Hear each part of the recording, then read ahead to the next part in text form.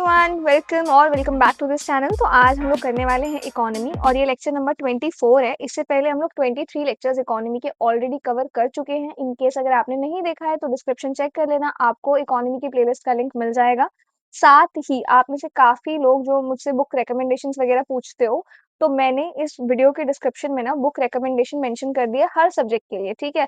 तो अगर आप आर्ट एंड कल्चर के लिए कोई बुक देखना चाह रहे हो, एंशिएंट हिस्ट्री के लिए, मिडिवल के लिए, मॉडर्न के लिए, चाहे साइंस एंड टेक्नोलॉजी के लिए, पॉलिटी के लिए, किसी भी सब्जेक्ट की अगर आपको बुक लिस्ट बनानी है, बुक रिकमेंडेशंस चाहिए, तो मैंने इस वीडियो में टैग भी कर दिया है उस प्रोडक्ट को, साथ ही मैंने डिस्क्रिप्शन में ना बहुत अच्छे से मेंशन कर दिया है, तो आप एक बार चेक कर लेना, ठीक है?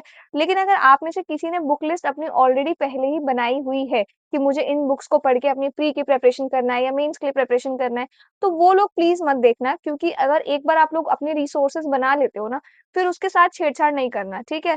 सोर्स अपने कम रखो, लेकिन उन्हीं कम सोर्सेज़ को ना मल्टीपल टाइम्स पढ़ो, समझ में आ गया? तो बस जिनको बिल्कुल नहीं पता है कहाँ से शुरुआत करें, जैसे हिस्ट्री के लिए कौन-सी बुक लें या फिर साइंस एंड टेक्नोलॉजी के लिए या फिर किसी भी सब्जेक्ट के लिए, तो वो लोग ज़रूर चेक कर सकते हो। आप लोग डिस्क्रिप्शन चेक कर लेना, टैग प्रोडक्ट में कर दिया है मैंने बुक्स को टैग, ठीक है? लेकिन जिन्होंने बुक लिस्ट ऑलरेडी बना रखी है, आप लोग अपनी बुक लिस्ट के साथ छेड़छाड़ बिल्कुल भी मत करना, ठीक है? तो अब स्टार्ट करते हैं आज के सेशन के साथ। साथ ही मैं नोट्स बनाने के लिए गुड नोट्स का यूज़ करती हूँ, अगर आप में से कोई भी इंटरेस्टेड है तो।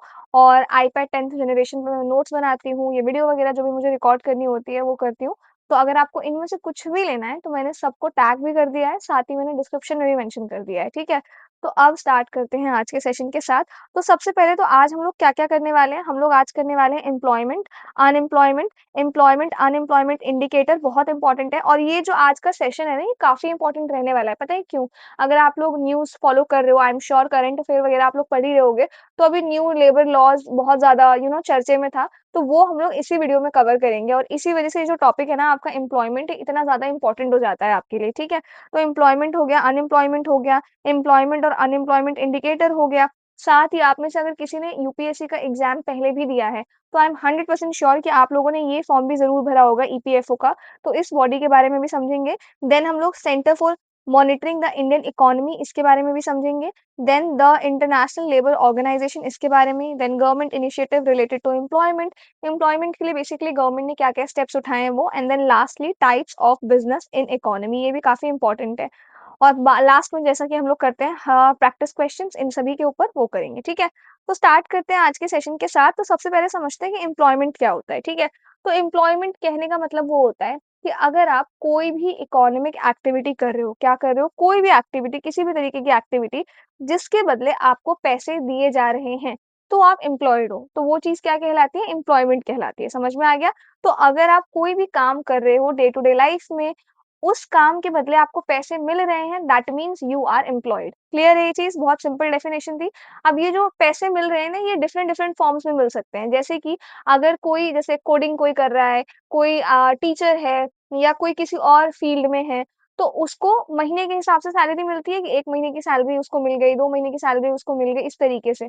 या फिर कोई-कोई क्या होता है जो लेबर्स होते हैं, जैसे जो कंस्ट्रक्शन वगैरह का काम करते हैं, तो उनको डे पर डे के हिसाब से उनको वेजेस मिलते हैं, राइट? तो वो भी आपका एम्प्लॉयमेंट की कैटेगरी में आता है, ठीक है? फिर आपका इनकम, तो जो लोग सेल्फ एम्प्लॉयड है, खुद के लिए काम करते हैं, उनका होता है इनकम, जो प्रॉफिट होता है। तो ये सभी आपका एम्प्लॉयमेंट कैटेगरी में ही आता है, समझ में आ गया? तो इसमें आपके regular jobs, self employment, casual work, informal works, ये सभी तरीके के वर्क जिनके बदले आपको बेसिकली पैसे मिलते हैं, वो सभी इसमें इंक्लूडेड होता है। वो सभी आपका एम्प्लॉयमेंट कहलाता है। क्लियर है ये चीज़? अब एम्प्लॉयमेंट आपके 3 तरीके के होते हैं, जैसे कि मैंने आपको बताया। एक है आपका सेल्फ एम्प्लॉयड, जो खुद के लिए काम करते हैं, खुद का बिज़नेस वगैरह है। दूसरे हैं आपके कैजुअल वेज लेबर्स, तो जैसे जो कंस्ट्रक्शन का काम करते हैं या जो पर डे के हिसाब से जो लेबर्स होते हैं, वो, ठीक है? फिर आपके रेगुलर सैलरीड एम्प्लॉइज़, तो बेसिकली जो ऑफ़िस वगैरह में काम करते हैं, पर मंथ एक फिक्स सैलरी लेते हैं, तो वो इसमें आ गए, ठीक है? फिर इसके बाद आ जाओ, नेक्स्ट है हमारा अनएम्प्लॉयमेंट। अनएम्प्लॉयमेंट क्या होता है? अनएम्प्लॉयमेंट का मतलब होता है आपका, जब कोई एक इंसान काम तो करना चाहता है, ठीक है? और वो इस चीज़ के लिए काम ढूँढ भी रहा है, ठीक है? भले ही जैसे आप फॉर एग्ज़ाम्पल कोई टीचर है, ठीक है? अब उसने किसी स्कूल वग़ैरह में पढ़ाया, लेकिन उसके बाद उसने वहाँ से जॉब छोड़ दिया, इस उम्मीद में कि वो किसी और स्कूल में पढ़ाएगा, मे बी बेटर सैलरी के लिए या किसी भी चीज़ के लिए, ठीक है? But due to some reasons ना, उसको जॉब नहीं मिल पाई, तो अब वो सोच रहा है कि टीचिंग की नहीं हुई तो मैं कोई और भी काम कर लूँगा, ठीक है? कोई भी इंसान जो किसी भी तरीके का काम ढूँढ रहा है, ठीक है? और वो उसको जॉब नहीं मिल रही है, वो चीज़ कहलाती है आपकी अनएम्प्लॉयमेंट, समझ में आ गया? तो अनएम्प्लॉयमेंट बेसिकली एक सिचुएशन है जहाँ पे लोग जो है विलिंग टू वर्क का मतलब क्या है? काम करना चाहते हैं, समझ में आ गया? लेकिन उनके पास काम ही नहीं है, तो उस चीज़ को हम लोग कहते हैं अनएम्प्लॉयमेंट, ठीक है? अनेबल टू फाइंड है, उनको अपने तरीके की जॉब नहीं मिल रही है या जिस तरीके की जॉब वो लोग ढूँढना चाह रहे हैं, उस तरीके की जॉब नहीं मिल रही है, जो भी सिचुएशन है, तो वो आपका कहलाता है पूरा अनएम्प्लॉयमेंट। समझ में आ गया? तो अनएम्प्लॉयमेंट क्या है? विलिंग यानी कि इच्छा है काम करने की, एबल यानी कि सक्षम है वो काम करने के और एक्टिवली लुकिंग यानी कि कॉन्स्टेंटली काम ढूँढ रहे हैं, ठीक है? ये 3 अगर चेक बॉक्स क्लियर है, टिक-टिक है, तो वो आपके अनएम्प्लॉयमेंट कहलाते हैं, समझ में आ गया? और इन तीनों के बावजूद कोई जॉब नहीं है, दैट इज़ कॉल्ड अनएम्प्लॉयमेंट। अब द रीज़न मैंने ये ऐसे लिखा है, ये आप अपने मेंस के आंसर राइटिंग में एग्ज़ैक्टली यही इक्वेशन ऐसे करके लिख सकते हो, समझ में आ रहा है? आपको कोशिश करनी है क्योंकि मेंस में ना आपके पास लिमिटेड वर्ड्स होते हैं, ठीक है? और उन्हीं वर्ड्स के अंदर आपको बहुत सारी चीज़ें लिखनी होती है। तो आपने कोशिश करनी है कि जितना ज़्यादा शॉर्टकट आप अपना सको और इससे क्या होता है ना एग्ज़ामिनर जो चेक कर रहा है आपका पेपर, उसका नज़र आपके आंसर पे जाता है, थोड़ा यूनिक दिखता है क्योंकि वो ऑलरेडी 50 कॉपीज़ देख चुका है, राइट? तो उसको रहता ही है कि सबने यही लिखा होगा, ऐसी डेफिनिशन लिखी होगी। तो आप अगर कुछ डिफरेंट तरीके से अपने आंसर को प्रेज़ेंट करते हो ना, तो वो उनको ऑलरेडी बहुत पसंद आता है, ठीक है?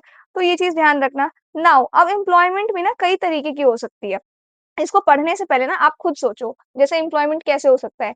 एक कोई ग्रेजुएटेड बंदा है, वो घर पे बैठा हुआ है, जॉब ढूँढ रहा है पर उसको जॉब नहीं मिल रही है। दूसरा, एक बंदा है जिसके पास जॉब है, ठीक है? उसने दूसरी कंपनी में अप्लाई कर रखा है, पहली कंपनी से जॉब छोड़ दिया है, लेकिन दूसरी कंपनी में उसको 2 महीने बाद जॉइन करना है। तो ये जो 2 महीने का टाइम पीरियड है, ये क्या कहलाता है उसके लिए? अनएम्प्लॉयड है वो 2 महीने के लिए, समझ में आ गया? तो इसी तरीके से एम्प्लॉयमेंट के भी कई सारे टाइप्स होते हैं। जैसे कि सबसे पहला है आपका साइक्लिक अनएम्प्लॉयमेंट। तो साइक्लिक अनएम्प्लॉयमेंट क्या होता है? साइक्लिक अनएम्प्लॉयमेंट ना आपका किस तरीके से मतलब मार्केट किस तरीके से काम कर रहा है, इकोनॉमी किस तरीके से काम कर रही है हमारी, ठीक है? इकोनॉमी में ना कॉन्स्टेंटली अप एंड डाउन आता है, इसको ध्यान से समझो। देखो, हमारी मार्केट में जॉब कैसे क्रिएट होती है? किसी चीज़ की डिमांड बढ़ रही है, जैसे कि हम एग्ज़ाम्पल मान लेते हैं फिलहाल शर्ट बनाने की कोई कंपनी है, समझ में आ गया? अब शर्ट बन रहे हैं, ठीक है? लेकिन सडनली क्या हुआ उन शर्ट्स की डिमांड कम हो गई है, ठीक है? तो अभी क्या हो गया है डिमांड उन शर्ट्स की कम हो गई है। तो पहले जहाँ 1000 शर्ट बनाने में मान लो 100 लोग लगते थे, अब 1000 शर्ट का डिमांड कम होके आपका 500 में आ गया है, ठीक है? तो अब 100 लोगों की जगह कितने लोगों की ज़रूरत है? 50 लोगों की ज़रूरत है, समझ में आ गया? तो यहाँ जो 50 लोग हैं ना, उनको हटा दिया जाएगा, उनको निकाल दिया जाएगा, तो ये 50 लोग आपके अनएम्प्लॉयड हो गए। तो ये अनएम्प्लॉयड क्यों हुए हैं? क्योंकि जो हमारा डिमांड था ना, वो डिमांड कम हो गया है, समझ में आ गया? तो बेसिकली जब भी हमारी इकोनॉमी में ये डिमांड, सप्लाई ये चीज़ें ऊपर-नीचे होती है ना, तो आपका साइक्लिक अनएम्प्लॉयमेंट जो है ये आता है, ठीक है? आपने भी कई सारी कंपनीज़ का देखा भी होगा इंक्लूडिंग गूगल हो गया आपका, माइक्रोसॉफ्ट हो गया, अमेज़न हो गया, इन्फोसिस हो गया, ये जितनी कंपनी है इन्होंने ले ऑफ किया है यानी कि निकाला इन्होंने अपने एम्प्लॉइज़ को क्योंकि इनके पास उतना काम ही नहीं था, समझ में आ गया?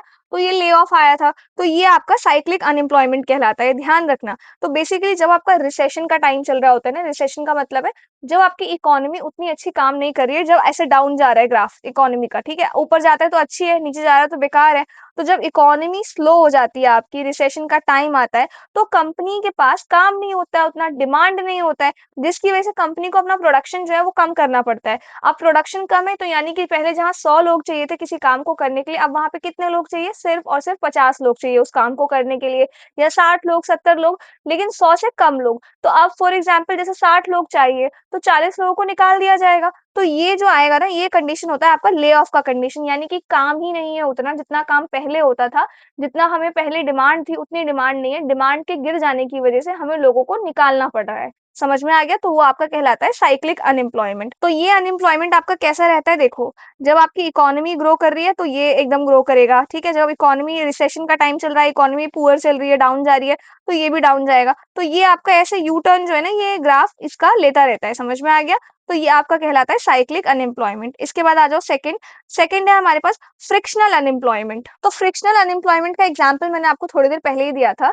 ये तब होता है जब कोई बंदा अपनी जॉब छोड़ देता है या न्यू जॉब ढूँढ रहा होता है, तो जो वो बीच का जो टाइम पीरियड होता है ना, जिस टाइम पीरियड में वो टेम्परेरीली अनएम्प्लॉयड था, तो उसको हम लोग कहते हैं फ्रिक्शनल अनएम्प्लॉयमेंट। जैसे कि मैंने सपोज़ अभी जॉब छोड़ा है 20 नवंबर को और मैं अभी जॉब ढूँढ रही हूँ। अब मुझे शायद 2 महीने बाद, 10 दिन बाद, कितने भी दिन बाद वो जॉब मिलेगी। मैं अज़्यूम कर लेती हूँ कि मेरे को 10 जनवरी को जॉब मिली है। तो ये 20 नवंबर से लेके 10 जनवरी तक का जो बीच का जो ये टाइम पीरियड था ना, जहाँ पे मैं अनएम्प्लॉयड थी, वो कहलाता है आपका फ्रिक्शनल अनएम्प्लॉयमेंट। समझ में आ गया? ये नेचुरल अनएम्प्लॉयमेंट होता है, हर कोई इंसान इस पीरियड से गुज़रता है, क्योंकि जहाँ हम लोग काम कर रहे होते हैं, एक पॉइंट के बाद हमें भी लगता है कि हम यहाँ ग्रो नहीं कर रहे हैं या हम थोड़ी और सैलरी इस काम के बदले डिज़र्व करते हैं। तो ये सबके साथ होता है, नेचुरल होता है और शॉर्ट टर्म के लिए होता है ये, समझ में आ गया? तो बेसिकली आपने जॉब छोड़ी है क्योंकि आपको बेटर सैलरी चाहिए या बेटर आप ग्रो करना चाहते हो या एक सिटी से दूसरी सिटी आप मूव कर रहे हो, तो कोई भी आपका रीज़न हो सकता है इसके लिए, समझ में आ गया? तो ये है आपका फ्रिक्शनल अनएम्प्लॉयमेंट। तो टेम्परेरी अनएम्प्लॉयमेंट है ये तब होता है जब लोग अपनी जॉब को स्विच करते हैं या रिलोकेट करते हैं। जैसे कि मैं अभी दिल्ली में हूँ, मैं मुंबई शिफ्ट हो रही हूँ, तो मैं मुंबई में जॉब ढूँढूँगी, मुंबई शिफ्ट होने के बाद। मुंबई में जॉब मिल गई मेरे को, लेकिन जो टाइम पीरियड था, जिस टाइम पीरियड मेरे पास जॉब नहीं थी, that is called frictional unemployment, ठीक है? या फिर मैं मतलब पहली बार काम कर रही हूँ, तो वो काम ढूँढने में मुझे टाइम लग गया है, तो वो सारा कुछ आपका फ्रिक्शनल अनएम्प्लॉयमेंट के अंदर आता है, ठीक है? तो जैसे कि मैंने आपको बताया शॉर्ट टर्म का होता है, नेचुरल होता है हर इकोनॉमी में और इनफैक्ट हर एक इंसान इस टाइम पीरियड से होके ज़रूर एक बार गुज़रता है। भले ही वो 2 दिन के लिए अनएम्प्लॉयड रहे, 10 दिन के लिए रहे, 1 हफ्ते के लिए रहे, लेकिन सबके साथ होता है ये, ठीक है? तो बेसिकली यहाँ पे जो एग्ज़ाम्पल दे रखा है कि एक सॉफ्टवेयर इंजीनियर है जिसने रिज़ाइन कर दिया है और 2 महीने लग गए उसको दूसरी जॉब ढूँढने में। तो जो 2 महीने का जो ये टाइम पीरियड था, ये क्या था आपका फ्रिक्शनल अनएम्प्लॉयमेंट। क्लियर है ये चीज़? इसके बाद आ जाओ थर्ड आपका डिसगाइज्ड अनएम्प्लॉयमेंट। तो डिसगाइज्ड अनएम्प्लॉयमेंट देखो मैं इसको समझाती हूँ। मैं मान लेती हूँ कि ये एक खेत है, ठीक है? अब खेत पे क्या होता है, किसान जो होता है वो भी अपने अंदर बंदों को हायर करता है, चाहे फसल काटने के लिए हो गया या किसी भी एक्स वाई जेड काम के लिए, ठीक है? तो अब इस खेत पे ना है सिर्फ 2 लोगों की ज़रूरत। कितने लोगों की ज़रूरत है? 2 लोगों की ज़रूरत। लेकिन यहाँ पे काम 4 लोग कर रहे हैं। तो बेसिकली अगर इन चारों में से 2 लोग काम छोड़ भी देंगे, तब भी जो प्रोडक्शन हो रहा था ना, वही प्रोडक्शन होगा। तो कहने का ये मतलब है कि ज़रूरत नहीं है उतने लोगों के काम की, लेकिन उतने लोग उस काम में लगे हुए हैं। सपोज़ करो किसी काम को करने के लिए हमें सिर्फ 5 लोग चाहिए, ठीक है? लेकिन उस काम को 10 लोग मिलके कर रहे हैं, यानी कि एक्स्ट्रा लोग लगे हुए हैं सेम काम को करने में। अगर वो लोग अपनी जॉब छोड़ भी देंगे, तब भी उनके जॉब छोड़ने से काम के प्रोडक्शन पे कोई फ़र्क नहीं पड़ेगा। समझ में आ गया? तो जब आपके एक्स्ट्रा लोग काम कर रहे होते हैं और अनप्रोडक्टिव होते हैं, तो वो आपका डिसगाइज्ड अनएम्प्लॉयमेंट कहलाता है। समझ में आ गया? तो ज़्यादा लोग एम्प्लॉयड हैं, जो एक्चुअली चाहिए उससे ज़्यादा लोग एम्प्लॉयड हैं। समझ में आ गया? है काम हमारे पास सिर्फ 5 लोगों का, लेकिन एक्चुअल में 10 लोग सेम काम को करने में लगे हुए हैं, तो वो आपका कहलाता है डिसगाइज्ड अनएम्प्लॉयमेंट। समझ में आ गया? तो बेसिकली आपके जो एक्स्ट्रा लोग काम कर रहे हैं ना, जैसे कि 5 लोग हैं, उनका अगर मार्जिनल प्रोडक्टिविटी हम लोग निकालेंगे, तो वो क्या आएगा? 0 आएगा। यानी कि वो लोग अगर काम छोड़ भी देंगे, तो हमारी प्रोडक्टिविटी पे कोई फ़र्क नहीं पड़ेगा। क्लियर है ये चीज़? जैसे कि एग्ज़ाम्पल है, एक फार्म है, इसको सिर्फ 3 वर्कर्स चाहिए, लेकिन 6 लोग वहाँ पे काम कर रहे हैं। क्लियर है ये चीज़? तो ये हमको ज़्यादातर देखने को मिलती है highly visible in Indian agriculture and family owned shop. तो जिनकी दुकान होती है, ठीक है? तो हमें वहाँ पे ज़्यादातर देखने को मिलता है कि एक ही बंदे की नीड है, पर 2 लोग बैठे हुए हैं दुकान में क्योंकि दूसरे के पास काम नहीं है, तो वो भी बैठा हुआ है। एग्रीकल्चर में हमें काफ़ी देखने को मिलता है कि किसी की कोई पुश्तैनी ज़मीन है, अब उसके 2 बेटे हैं, दोनों उसी में लगे हुए हैं। बल्कि जब कोई एक भी लगेगा और एक कोई दूसरा काम भी कर लेगा, तब भी चल जाएगा। बट स्टिल ये हमें काफ़ी देखने को मिलता है इंडिया में। नेक्स्ट है हमारे पास सीज़नल अनएम्प्लॉयमेंट। सीज़नल अनएम्प्लॉयमेंट क्या होता है? सीज़नल अनएम्प्लॉयमेंट आपका तब होता है जब काम ना सिर्फ़ एक पर्टिकुलर सीज़न में मिलता है, समझ में आ गया? और बाकी के साल लोग बिना काम के रह रहे होते हैं, ठीक है? तो मतलब ये उनको पूरा साल उनके पास काम नहीं है। जैसे इसका अगर एग्ज़ाम्पल लूँ, मान लो हम कंस्ट्रक्शन का एग्ज़ाम्पल ले लेते हैं, ठीक है? तो ऐसा मानते हैं हम लोग कि ज़्यादा बिल्डिंग्स ना मान लो किसी एक पर्टिकुलर सीज़न में ही मिलती है या फिर बेस्ट एग्ज़ाम्पल है इसका शादी सीज़न मान लेते हैं। तो जैसे जो आपके बैंड बाजा बजाते हैं लोग, तो हाँ, जो वेडिंग सीज़न होता है तब उनके पास बहुत काम होता है, ठीक है? तो वेडिंग सीज़न मान लेते हैं हम 1 साल में 3 महीने ही वेडिंग सीज़न है, फॉर एग्ज़ाम्पल, ठीक है? जैसे अक्टूबर, नवंबर, दिसंबर, तो यही 3 महीने उनके पास काम रहेगा। बाकी के जो चले गए आपके 9 महीने आस-पास, उनके उस 9 महीने में उनके पास कोई काम नहीं है। क्लियर है ये चीज़? तो ये बेसिकली सीज़नल अनएम्प्लॉयमेंट वो है, जब किसी एक पर्टिकुलर सीज़न में ही आपके पास काम है और उसके अलावा आपके पास काम नहीं है। क्लियर है ये चीज़?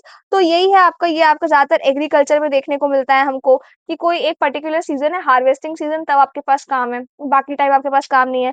टूरिज़्म में हमें देखने को मिलता है कि समर्स में बहुत लोग आते हैं यहाँ पे विज़िट करने के लिए किसी पर्टिकुलर प्लेस में या फिर मान लो विंटर्स में लोग मसूरी जाते हैं बर्फ देखने के लिए, फिर विंटर्स चली गई तो वहाँ के लोगों के पास काम नहीं है। जब टूरिज़्म है, जब टूरिस्ट आ रहे हैं तभी वहाँ के लोगों के पास काम है। फिर कंस्ट्रक्शन वर्कर्स का ये हमें देखने को मिलता है, ठीक है? तो ये कुछ चीज़ें हैं जो हमें यहाँ पे देखने को मिलती हैं। फिर है आपके पास अंडर एम्प्लॉयमेंट। तो अंडर एम्प्लॉयमेंट क्या होता है? अंडर एम्प्लॉयमेंट अगर मैं आपको समझाऊँ कि कोई इंसान है, उसके पास काम तो है, लेकिन जो उसकी स्किल्स है, जो उसकी कैपेबिलिटी है, वो यूटिलाइज़ नहीं हो रही है वहाँ पे। जैसे कि यहाँ पे एग्ज़ाम्पल दे रखा है कि कोई इंजीनियरिंग ग्रेजुएट है, लेकिन क्योंकि अब उसको अपने लेवल का जॉब नहीं मिल रहा है, तो वो डिलिवरी बॉय का काम कर रहा है। तो यहाँ देखा जाए तो वो है तो एम्प्लॉयड, काम तो कर रहा है वो, लेकिन जो उसकी स्किल्स है, जो उसकी कैपेबिलिटी है, उसका हम लोग फुल यूज़ नहीं कर पा रहे हैं। समझ में आ रहा है? ग्रेजुएट होने के बाद भी बेचारा डिलिवरी बॉय का काम जो है कर रहा है, तो ये कहलाता है आपका अंडर एम्प्लॉयमेंट, ठीक है? इसके बाद है आपका टेक्नोलॉजिकल अनएम्प्लॉयमेंट। तो टेक्नोलॉजिकल अनएम्प्लॉयमेंट वो सिचुएशन है जब किसी पर्टिकुलर मशीन के आने की वजह से आपका काम जो है वो छिन गया है। समझ में आ गया? तो बेसिकली मशीन ने ना आपका काम जो है वो रिप्लेस कर दिया है। तो टेक्नोलॉजी ने बेसिकली टेक ओवर कर लिया है। तो वो आपका कहलाता है टेक्नोलॉजिकल अनएम्प्लॉयमेंट। जैसे कि इसमें एग्जांपल दे रखा है। जैसे मैं आपको एक चीज़ बताऊँ, आप अगर रिसेंटली अगर आपने बैंक वगैरह विज़िट किया हो, तो पहले क्या होता था, आपके पास पासबुक होती थी बैंक में और वो आप देते थे बैंक के स्टाफ को, वो आपको प्रिंट करके वो पासबुक देता था। अब ज़्यादातर बैंक्स की ब्रांच में क्या आ गया है, आप जाओ खुद ही मशीन में डालो पासबुक और वो आपको प्रिंट करके दे देगा। तो बेसिकली आपका जो काम है ना वो रिप्लेस कर दिया गया है किसी टेक्नोलॉजी के द्वारा। समझ में आ गया? तो वो आपका कहलाता है टेक्नोलॉजिकल अनएम्प्लॉयमेंट। वही चीज़ यहाँ पे दे रखी है कि सेल्फ चेकआउट मशीन है ना, उन्होंने कैशियर्स को जो है रिप्लेस कर दिया है बेसिकली। तो यही वो पासबुक वाला एग्जांपल आप समझ जाना। इसके बाद है, और ये जो अनएम्प्लॉयमेंट है ना, ये आपका स्ट्रक्चरल अनएम्प्लॉयमेंट का पार्ट है। ये मैं आपको अभी नीचे समझाऊंगी, ये रहा स्ट्रक्चरल वाला, ये भी समझेंगे, ठीक है? तो स्ट्रक्चरल है क्या? ये तब होता है जब वर्कर्स की जो स्किल्स है और मार्केट में जो स्किल्स चाहिए वो थोड़ा मिसमैच हो जाता है, ठीक है? मतलब जॉब्स तो अवेलेबल है, मान लो कोडिंग की जॉब्स अवेलेबल है, लेकिन जो लोग जॉब ढूंढ रहे हैं ना, उनके पास वो कोडिंग वाली स्किल्स ही नहीं है। समझ में आ रहा है? तो बेसिकली जॉब अवेलेबल है, लेकिन आपके पास वो स्किल्स नहीं है जिसके बदले आपको काम दिया जा सके। समझ में आ गया? तो ये है आपका स्ट्रक्चरल अनएम्प्लॉयमेंट, और ये जो है आपका टेक्नोलॉजिकल अनएम्प्लॉयमेंट, वो कहीं न कहीं पार्ट है इसी का। समझ में आ गया? इसके बाद स्ट्रक्चर मैंने आपको बता दिया। जैसे कि यहाँ पे देखो एग्जांपल दे रखा है कि जो टाइपराइटर रिपेयरमैन था, जो टाइपराइटर को रिपेयर किया करते थे, उनकी जॉब चली गई है। क्यों चली गई है? क्योंकि टाइपराइटर्स अब यूज़ नहीं होते।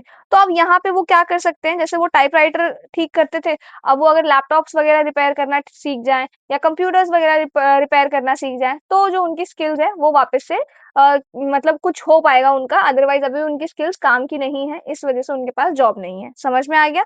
तो ये होता है, टेक्नोलॉजी आपकी चेंज होती है, इकोनॉमी शिफ्ट होती है, इंडस्ट्री चेंज होते हैं, उनके हिसाब से, ठीक है? अब ये मैंने ना कुछ ऐसे छोटा-सा मैंने बना दिया है ताकि आप लोगों को ध्यान रहे। तो साइक्लिक अनएम्प्लॉयमेंट क्या है? थोड़ा इसको ज़ूम कर देती हूँ मैं, अब दिखेगा। तो साइक्लिक अनएम्प्लॉयमेंट क्या है? Due to economic conditions I can not afford to keep you, यानी कि इसके पास खुद ही बेचारे के पास काम नहीं है, तो ये वर्कर को कैसे काम रखेगा? तो वर्कर ने क्या बोला, okay I do not think any other companies will be able to take me on, क्योंकि अभी किसी के पास भी काम नहीं है, प्रोडक्शन काफी कम है, ठीक है? ले ऑफ चल रहे हैं। इसके बाद दूसरा है आपका स्ट्रक्चरल अनएम्प्लॉयमेंट। जस्ट मैंने आपको ऊपर बताया, क्योंकि आपकी जो स्किल्स है और हमारे पास जो काम है वो मिसमैच हो रहा है। तो from your previous experience in the painting industry you do not have the technological skills required to work here. तो आपके पास जो एक्सपीरियंस है वो पेंटिंग में है, बट हमारे पास जो जॉब है वो टेक्नोलॉजी में है, तो इसी वजह से मैं आपको काम नहीं दे पाऊंगा। तो इसने बोला ठीक है, मैं नई स्किल्स सीखने की कोशिश करता हूँ, ठीक है? नेक्स्ट आ जाओ यहाँ पे, लॉन्ग टर्म अनएम्प्लॉयमेंट। ये क्या है? क्योंकि इसके पास बेचारे के पास 2 साल से ज्यादा हो गया इसको कोई काम मिले हुए, तो इसी वजह से उसको कहते हैं हम लोग लॉन्ग टर्म अनएम्प्लॉयमेंट। इसके बाद इधर आ जाओ, seasonal unemployment. They told me my job is ending next week. तो सीजन खत्म होने वाला है, इसलिए इस बेचारे का काम जो है वो खत्म हो रहा है, ठीक है? सेम हियर, क्योंकि स्की का सीजन जो है वो खत्म होने वाला है, तो रिजॉर्ट के पास काम नहीं है, तो उनको एक्स्ट्रा स्टाफ की जरूरत नहीं है। समझ में आ गया? इसके बाद इधर आ जाओ, फ्रिक्शनल अनएम्प्लॉयमेंट। तो क्या है? You left your job last week, did you find a new one? यानी कि फ्रिक्शनल अनएम्प्लॉयमेंट क्या होता है? जो टेम्परेरी टाइम आप घर पे बैठते हो ना, न्यू जॉब आप ढूंढ रहे होते हो, वो जो टाइम पीरियड होता है। तो इसने बोला no not yet, I am just taking a short break while I look for a better job, यानी कि छोटा सा ब्रेक लिया है मैंने, मैं छोटा मतलब बेटर जॉब जो है ढूंढ रहा हूँ।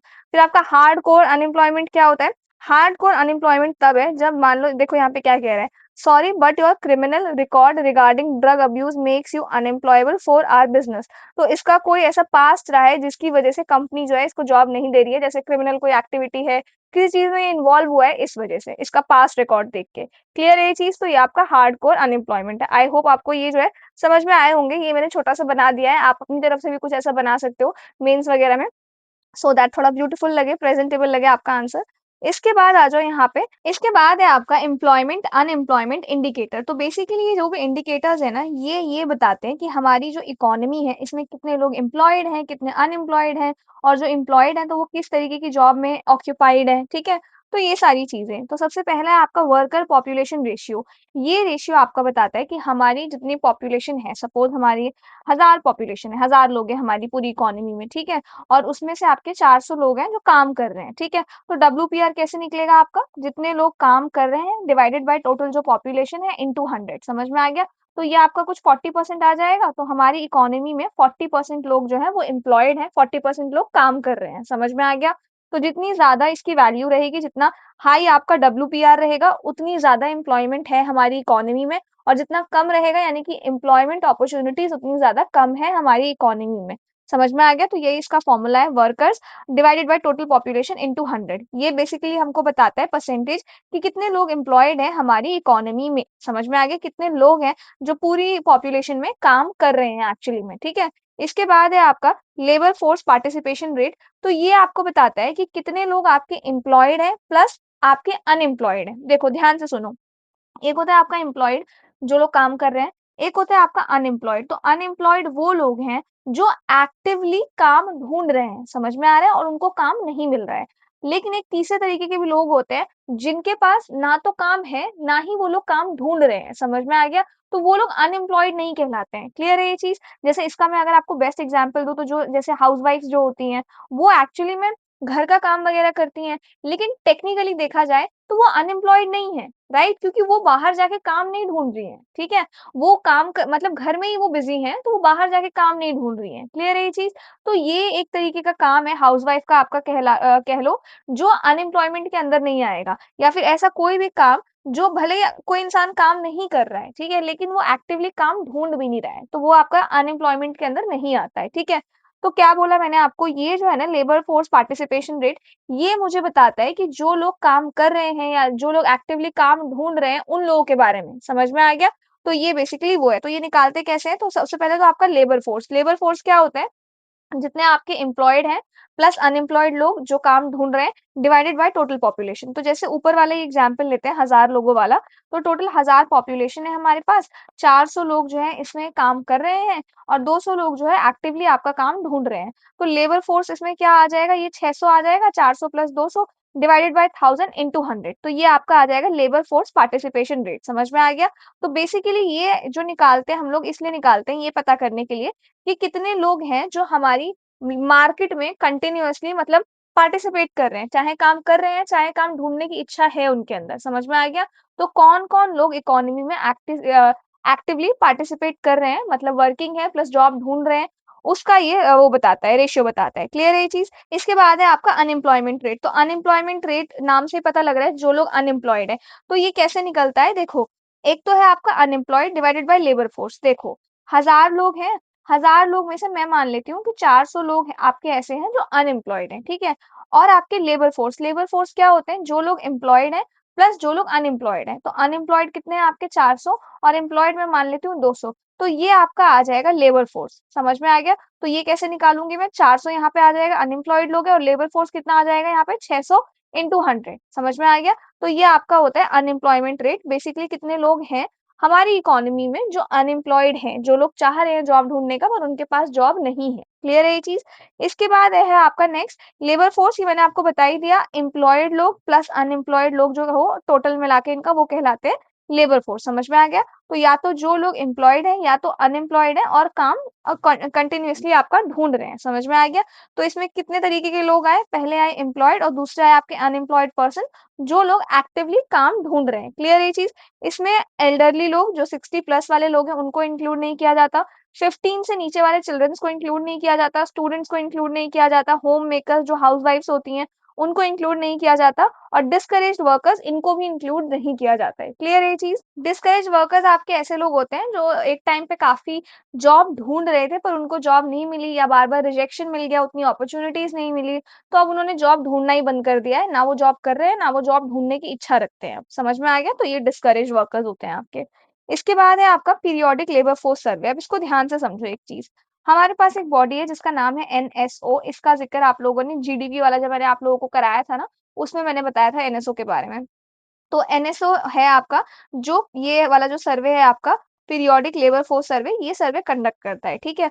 और इस पीरियोडिक लेबर फोर्स सर्वे के अंडर आपका जो आप लोगों ने अभी ऊपर ये पढ़ा है, वर्कर पॉपुलेशन रेशियो हो गया, चाहे लेबर फोर्स पार्टिसिपेशन रेट हो गया, अनएम्प्लॉयमेंट रेट हो गया, ये सारी चीज़ें जो है ना, ये यही वो है सर्वे जो कैलकुलेट करता है, समझ में आ गया? और ये सर्वे कंडक्ट कौन करता है? आपका एनएसओ करता है। आई होप ये चीज़ आपको क्लियर है। तो पीरियोडिक लेबर फोर्स सर्वे इसको स्टार्ट किया गया था 2017 में। कौन-सी बॉडी है जो करती है? NSO, national statistical office. इसके बारे में मैंने आप लोगों को जीडीपी वाले चैप्टर में काफ़ी अच्छे से पढ़ाया था, ठीक है? इसका पर्पस क्या है? एम्प्लॉयमेंट, अनएम्प्लॉयमेंट जो भी इंडिकेटर्स हैं, उनको कैलकुलेट करना। तो कौन-कौन से हैं? एक तो मैंने आपको ऊपर ये तीनों ही हम लोगों ने अभी ये ऊपर पढ़े हैं की इंडिकेटर्स। क्लियर है ये चीज़? इसके अलावा ये मतलब आउटपुट ये वो रिपोर्ट्स हैं जो ये सबमिट करता है रिगार्डिंग एम्प्लॉयमेंट एंड अनएम्प्लॉयमेंट। अब आपको इनके नाम पता होने चाहिए, कौन-सी बॉडी या कौन से सर्वे के अंडर इसको रिलीज़ किया जाता है, ये पता होना चाहिए क्योंकि यूपीएससी यहीं से क्वेश्चन जो है आपका फ्रेम करता है। समझ में आ गया? तो सबसे पहले आपका क्वार्टरली रिपोर्ट्स जो अर्बन एरियाज़ के अंदर इंक्लूड करके किया जाता है, वीकली होता है ये सर्वे, ये देखने के लिए कितने एम्प्लॉयड हैं ये सब, ठीक है? इसके बाद आपका एनुअल रिपोर्ट 1 साल में रूरल प्लस अर्बन दोनों ही एरियाज़ को इसमें कंबाइन किया जाता है। क्लियर है ये चीज़? यूपीएस का मतलब होता है आपका यूजुअल प्रिंसिपल स्टेटस, मतलब कि 1 साल के अंदर आपका कितने लोग हैं जो वर्किंग है, कितने नॉट वर्किंग है, वो चीज़। यूपीएसएस का मतलब होता है आपका usual principal and subsidiary status, मतलब कि एक इंसान होता है ना आपका, जो इसका एक प्रिंसिपल काम है, मेन काम वो तो करता ही है, पर उसके साथ साथ सब्सिडरी यानी कि सेकेंडरी एक्टिविटीज, छोटे मोटे काम में भी वो इन्वॉल्व रहता है। समझ में आ गया? मतलब पर्सन की जो मेन जॉब है प्लस जो साइड जॉब है, जैसे कि मान लो कोई 9 to 5 कहीं जॉब कर रहा है, टाइपिंग का फॉर एग्जाम्पल, फिर शाम में 6 बजे से लेकर रात 10 बजे तक वो डिलीवरी का भी काम कर रहा है। समझ में आ रहा है? तो उस इंसान की दोनों, मतलब कि मेन काम भी और जो साइड जॉब है, दोनों ही इंक्लूड की जाती है इसमें। समझ में आ गया? तो ये है आपका, ये दोनों रिपोर्ट्स है जो ये पब्लिश करता है, ये आपको पता होना चाहिए।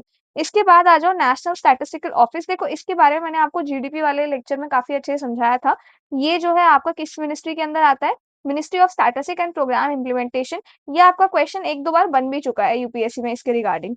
ठीक है? क्रिएटेड, अब इसको 2 बॉडी को मर्ज करके बनाया गया था, ठीक है? एक है आपका एनएसएसओ और प्लस है सीएसओ, इसको 2019 में बनाया गया था। अब आप लोगों का काम है मुझे कमेंट सेक्शन में इन दोनों बॉडीज का फुल फॉर्म बताना, ठीक है? और जब भी मैं आपसे कोई क्वेश्चन पूछ रही हूँ, तो जब आप कमेंट करो ना आंसर, तो टाइम स्टैम्प मेंशन कर देना ताकि मैं चेक कर सकूँ। जैसे सपोज ये 11th मिनट पे आया है तो 11 मिनट 17 सेकंड पे, और फिर आप आंसर लिख देना तो मैं समझ जाऊँगी, ठीक है? तो ये आपका इस बॉडी का नाम आपको मुझे बताना है कमेंट सेक्शन में, ठीक है? नाउ इसका फंक्शन क्या है? वही ये जितने भी सर्वेज हैं ये कंडक्ट करना, पीएलएफएस हो गया, सीपीआई कंज्यूमर प्राइस इंडेक्स हो गया, आईआईपी, आईआईपी मतलब इंडेक्स ऑफ इंडस्ट्रियल प्रोडक्शन। समझ में आ गया?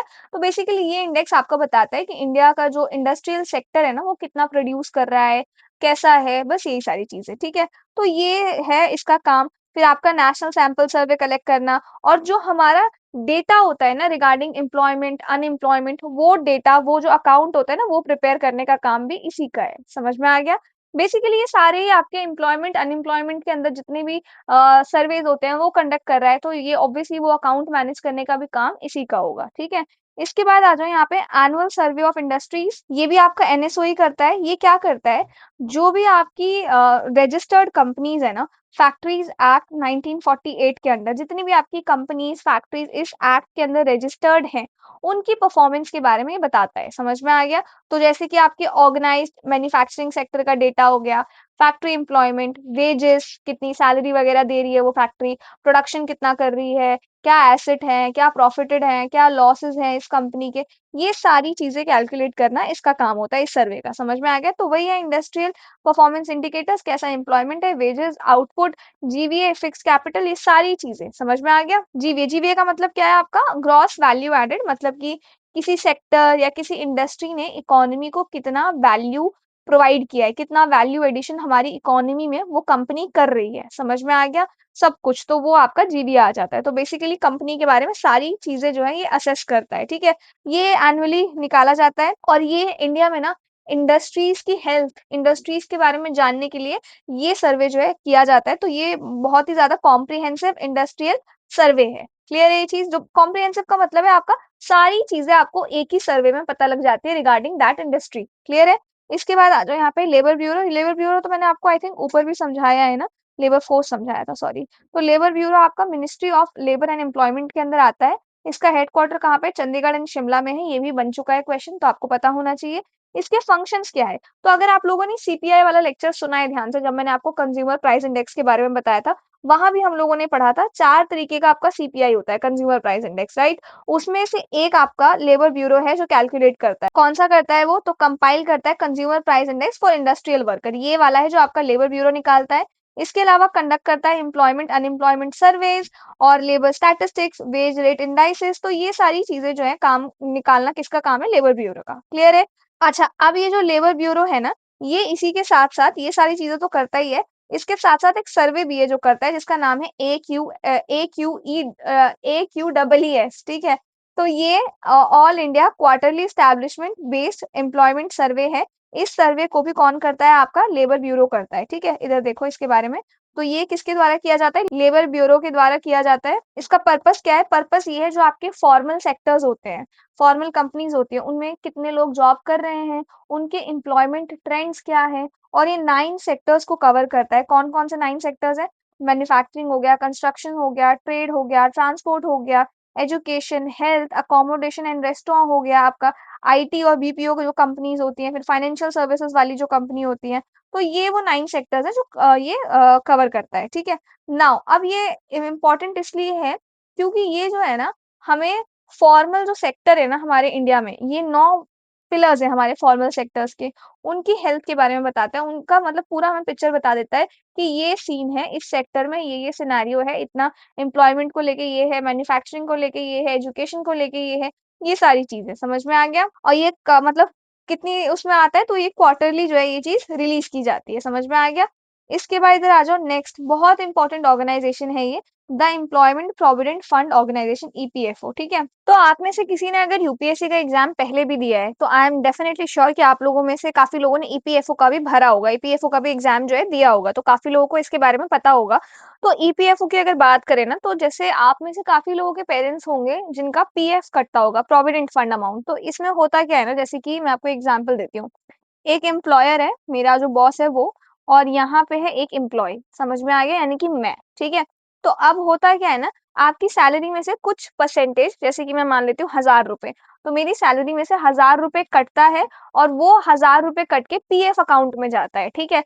प्लस जितना अमाउंट कटा है, जैसे कि यहाँ पे हम 1000 का एग्जाम्पल ले रहे हैं, तो उतना ही अमाउंट मेरा जो एम्प्लॉयर है ना, वो भी उस अकाउंट में डालता है, 2000 हो गया। और 1 साल के एंड पे ना, मुझे जितना भी, ये महीने का बता रही हूँ मैं आपको, ठीक है? महीने में मेरी सैलरी का कुछ परसेंटेज कटता है, तो वो परसेंटेज मैंने मान लिया 1000 रुपए है, और जितना परसेंटेज कटता है ना, उतना ही परसेंटेज मेरा जो एम्प्लॉयर है ना, वो भी डालता है उस पीएफ अकाउंट में। और 1 साल के एंड पे मुझे उन पैसों पे इंटरेस्ट भी मिलता है मेरे अकाउंट में, ठीक है? और जब भी मैं उस ऑर्गेनाइजेशन से अपनी जॉब छोड़ती हूँ, तो मुझे मेरा जो ये पीएफ अमाउंट है ना, ये दे दिया जाता है, ठीक है? तो ये जो पूरा मैंने पीएफ का किस्सा आपको बताया ना, ये मैनेज कौन करता है पूरा? ये मैनेज करने का काम है employment provident fund organization, EPFO का। समझ में आ गया? इसको स्टैब्लिश किया गया था आपका 1952 में, थ्रू इस एक्ट के जरिए, employees provident fund and miscellaneous provision act 1952। तो अगर आपसे पूछा जाए कि किस एक्ट से इस बॉडी को स्टैब्लिश किया गया था, तो ये वो एक्ट है। और इस बॉडी के बारे में ना, मैं एक चीज बताऊं, आप लोग ना जब इकोनॉमी कर रहे हो ना, तो इकोनॉमी ज्यादातर आपका कॉन्सेप्चुअल है, प्लस इकोनॉमी में ना स्टैटिक कम, थोड़ा करंट ज्यादा आता है, ठीक है? तो करंट में अगर ये बॉडी बनी हुई है, तो इससे क्वेश्चन आपके बनेंगे ही बनेंगे, क्लियर है? लेकिन ये आपके स्टैटिक का भी पार्ट है, इसलिए हम लोग यहाँ पे इसको कवर कर रहे हैं। तो इस एक्ट के जरिए जो है इसको स्टैब्लिश किया गया है। कौन सी मिनिस्ट्री के अंदर आता है? Ministry of labour and employment, ये आपको पता होना चाहिए। और हेड कौन होते हैं? जैसे कि हम लोग देखते हैं ना, किसी बॉडी के हेड है चेयरमैन, किसी बॉडी के हेड है कुछ, तो वैसे इसके जो हेड है उनका नाम है सेंट्रल पीएफ कमिश्नर, ये याद रखना। सीपीएफसी, इसके हेड कौन होते हैं? सेंट्रल पीएफ कमिश्नर, क्लियर है ये चीज? तो इसका हेडक्वार्टर कहाँ पे? हेडक्वार्टर इसका न्यू दिल्ली में है। नेचर कैसा है? अच्छा, इसको ध्यान से समझना, ये जो ऑर्गेनाइजेशन है ना, ये लोगों के लिए काम करती है, राइट? सोशल सिक्योरिटी की तरफ काम करती है। और सिर्फ इंडिया ही नहीं, जो भी जितने भी देश है ना, सबके पास अपनी एक ऑर्गेनाइजेशन है जो इस तरीके का काम करती है लोगों की सिक्योरिटी के लिए, समझ में आ गया? तो वही काम ये बॉडी करती है। लेकिन दुनिया में जितनी भी बॉडी है across all the countries, EPFO सबसे बड़ी ऑर्गेनाइजेशन है उन सब में। ऑब्वियसली बात है, इंडिया की पॉपुलेशन इतनी ज्यादा है, तो इतने ज्यादा लोग ईपीएफओ से जुड़ेंगे, तो ऑब्वियसली ईपीएफओ जो है काफी लार्ज नेटवर्क कवर करेगा, कंपेयर करें बाकी अदर कंट्रीज से, तो समझ में आ गया? तो वही है, इन टर्म्स ऑफ सब्सक्राइबर्स, यानी कि ज्यादा लोग हैं, ज्यादा फंड, ज्यादा लोग हैं, तो ऑब्वियसली ज्यादा से ज्यादा फंड इसके पास होगा, तो वो है ईपीएफओ, क्लियर है ये चीज? नाउ इस एक्ट के बारे में मैंने आपको बता दिया। अब ये जो एक्ट है क्या ये सिर्फ गवर्नमेंट कंपनीज पे लगता है? तो नहीं, ये एक्ट सिर्फ गवर्नमेंट कंपनीज पे नहीं लगता है, ये हर उस कंपनी पे लगता है जहाँ पे 20 या 20 से ज़्यादा लोग इन्वॉल्व्ड हैं, काम कर रहे हैं। क्लियर है ये चीज़?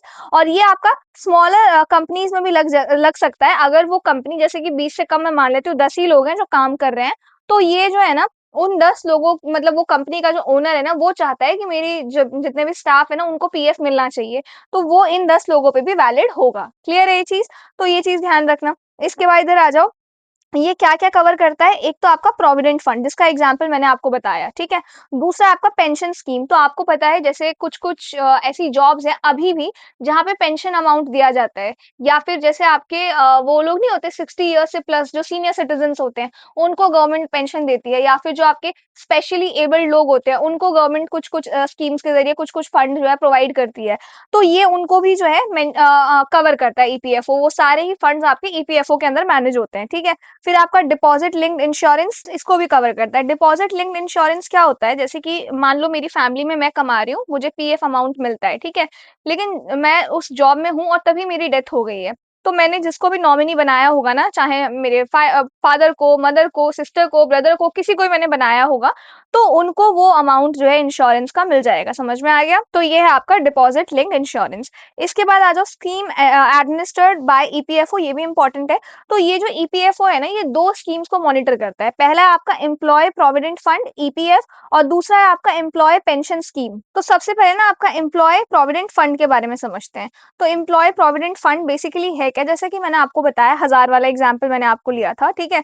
तो ये बेसिकली ना मतलब लोग जब अपनी जॉब छोड़ें, या लोग अगर किसी स्पेसिफिक जॉब से रिटायरमेंट ले रहे हैं, तो रिटायरमेंट के बाद ना उनके पास ना एक सेविंग्स फंड जो है वो होना चाहिए। समझ में आ गया?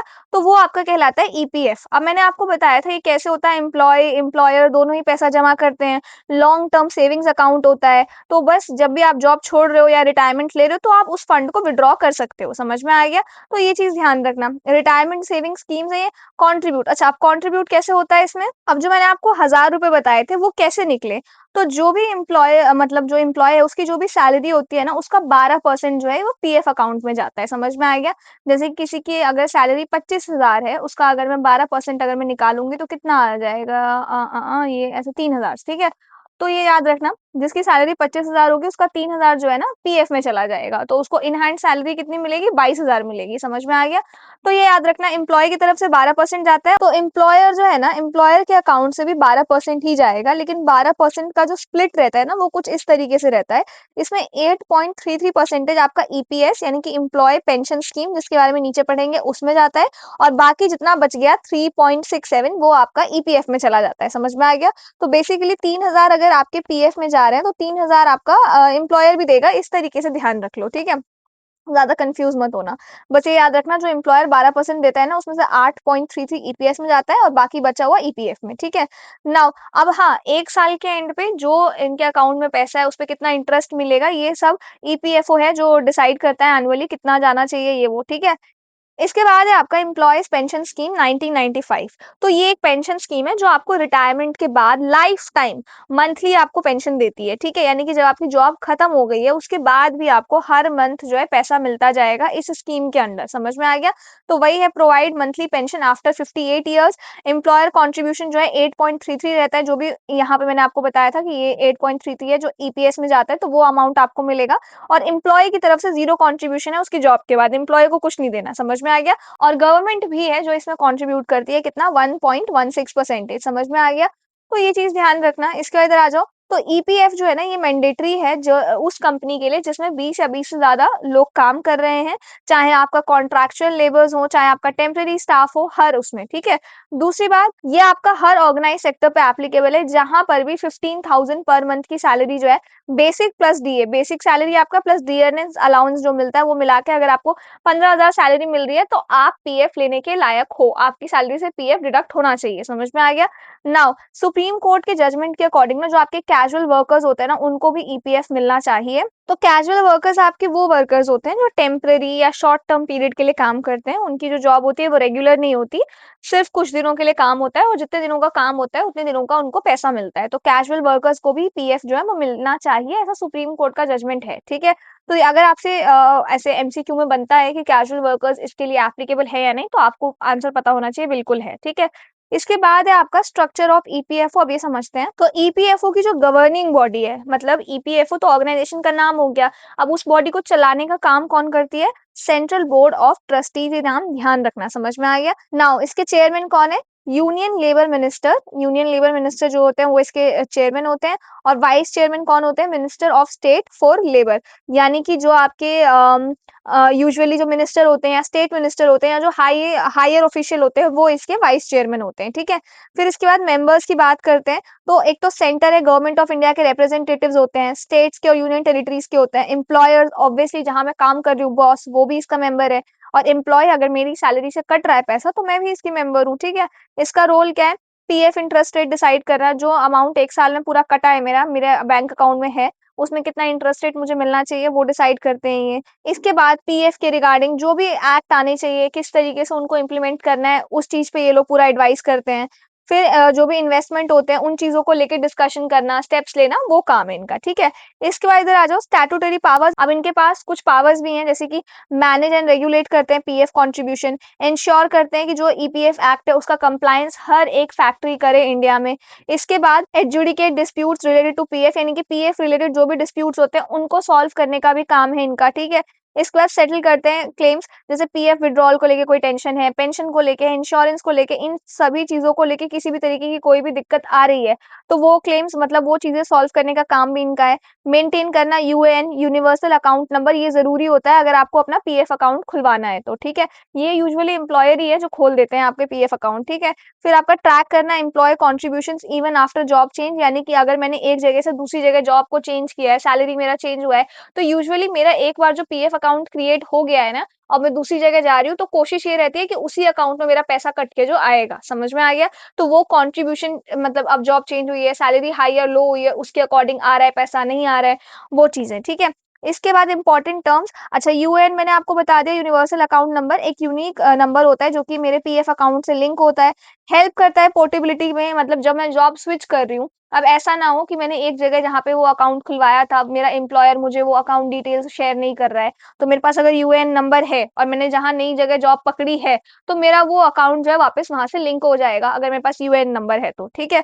इससे आपका आधार, पेन, बैंक अकाउंट डिटेल्स, ये सब कुछ लिंक्ड रहता है। नाउ वेज सीलिंग क्या होता है? वेज सीलिंग का मतलब है आपका कि ईपीएफओ जो है इसके अंदर किन एम्प्लॉयज को, किन लोगों को लिया जाएगा, तो उन लोगों को लिया जाएगा जिनकी सैलरी 15,000 या 15,000 से ज्यादा होनी चाहिए, समझ में आ गया, इससे कम नहीं। तो वेज सीलिंग ईपीएफओ के केस में कितना है? 15,000 है, समझ में आ गया।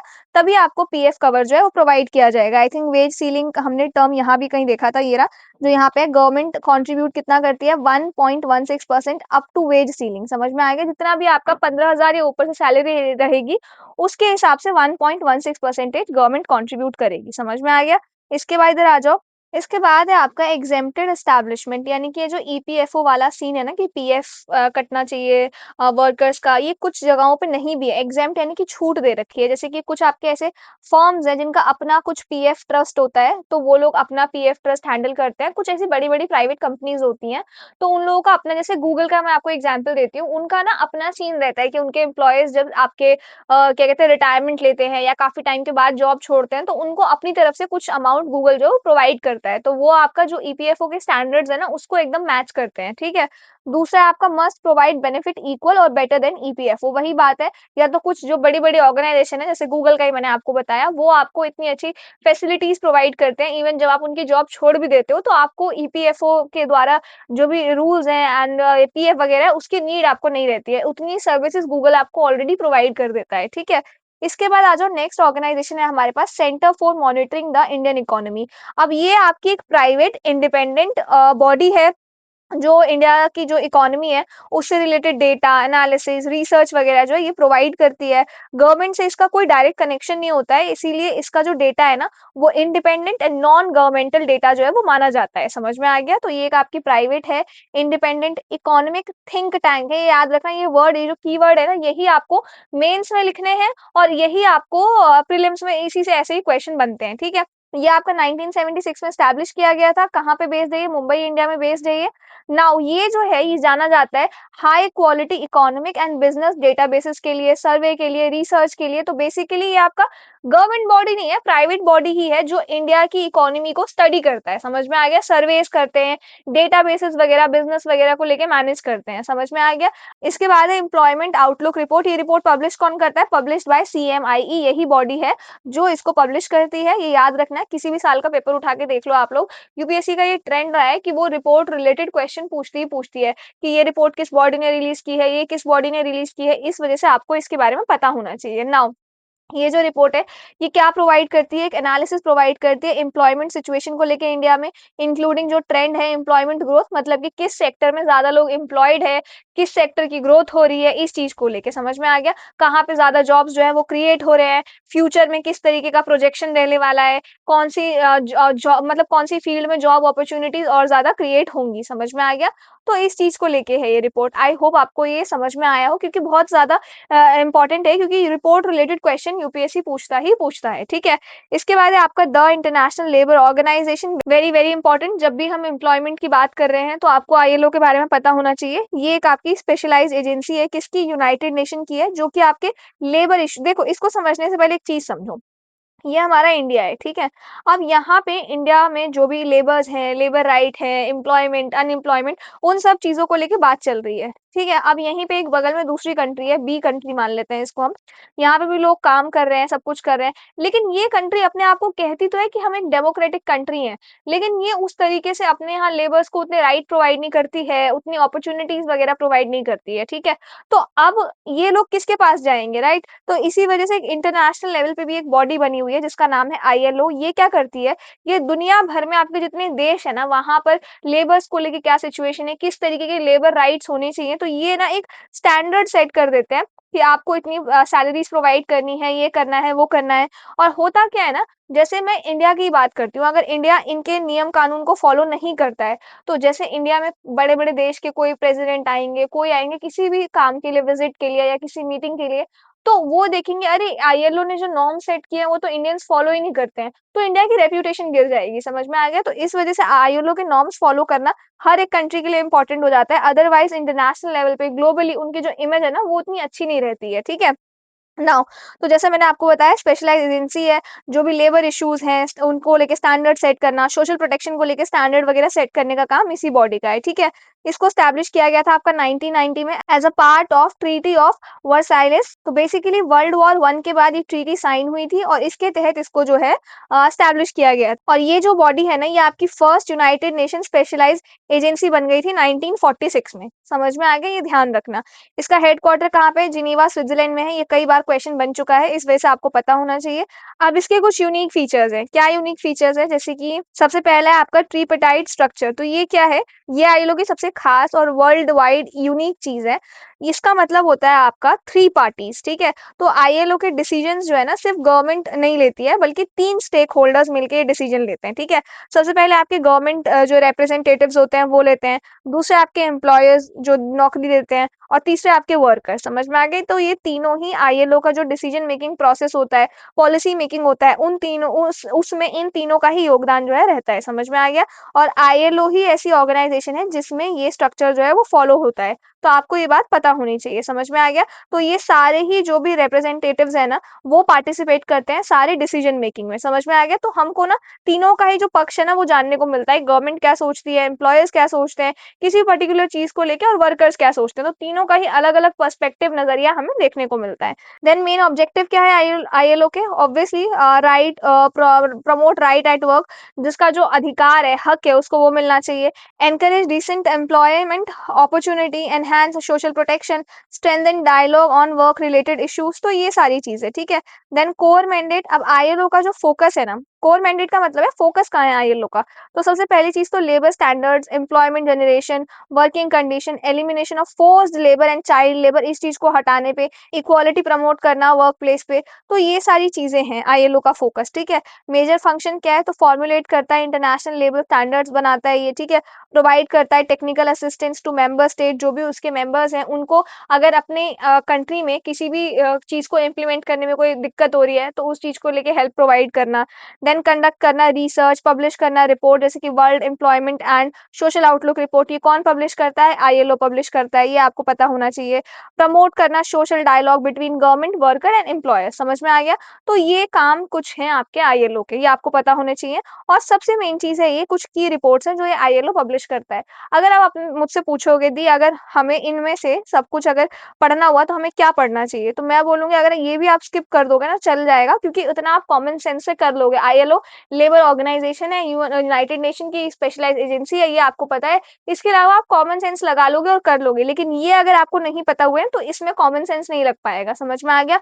तो ये कुछ की रिपोर्ट्स हैं जो आईएलओ आपका पब्लिश करता है, इन सभी के बारे में आपको पता होना चाहिए। रट लो, घोट के पी जाओ, क्योंकि ये पूछेगा ही पूछेगा यूपीएससी, समझ में आ गया। इसके बाद इधर आ जाओ, government initiatives related to employment, ठीक है। तो अब यहाँ से ना हम लोग करते हैं नेक्स्ट वीडियो में कवर, क्योंकि अगर मैं अभी भी कराऊंगी तो बहुत हो जाएगा। वीडियो ऑलरेडी आपका 52 मिनट्स के आसपास का हो चुका है, ठीक है। और इतना सारा हमारा रह रहा है, फिर प्रैक्टिस क्वेश्चंस भी है, तो इसको नेक्स्ट वीडियो में करते हैं, ठीक है। अब हार्डली आपकी मतलब देखो, इसको मिला के 3 वीडियोस का प्लान था मेरा, बट अब चलो 2 वीडियोस में हम लोग कवर कर लेंगे। तो इसके बाद आपका 2 वीडियो और आएगा, प्लस आप लोगों का एक मैं रिवीजन वीडियो सोच रही हूँ कि जिसमें मैंने अभी तक जितने भी लेक्चर्स हम लोगों ने किए हैं ना, वो सारा कंपाइल करके एक बार रिवाइज कर लें, चाहे वो कितने भी घंटे का बने, 1 घंटे का, 2 घंटे का, 3 घंटे का। वो आपका रिवीजन वीडियो रहेगा। देखती हूँ, मैं आपसे टेलीग्राम पे पूछूंगी, आप लोगों का जैसा रिस्पॉन्स रहेगा उसके हिसाब से रहेगा। देन हम लोग करेंगे मेंस की प्रैक्टिस, एंड देन हम लोग करेंगे प्री के क्वेश्चन, प्री की प्रैक्टिस बेसिकली। इसके बाद हमारा हो जाएगा इकोनॉमी खत्म, एंड देन फाइनली इस चैनल पे सिर्फ और सिर्फ हम लोग विजन आईएएस की मंथली मैगजीन्स कवर किया करेंगे। तो आई होप आप लोगों को आज का सेशन पसंद आया हो। कोई डाउट है then do let me know in the comment section. और ये नोट्स अगर आपको परचेज करने हैं तो इनको परचेज करने का लिंक आपको डिस्क्रिप्शन में मिल जाएगा। साथ ही डिस्क्रिप्शन में मैंने सारी अपनी बुक लिस्ट वगैरह सब कुछ मैंने अटैच कर दिया है। व्यू प्रोडक्ट्स में सारे बुक्स मैंने टैग कर दिए हैं। सब कुछ डिस्क्रिप्शन आप लोग चेक कर लेना, क्योंकि आपको बुक्स की रिकमेंडेशन बहुत अच्छे से मिल जाएगी, ठीक है। बाकी कैसा लगा सेशन बताना मुझे कमेंट सेक्शन में, and I will see you in the next video.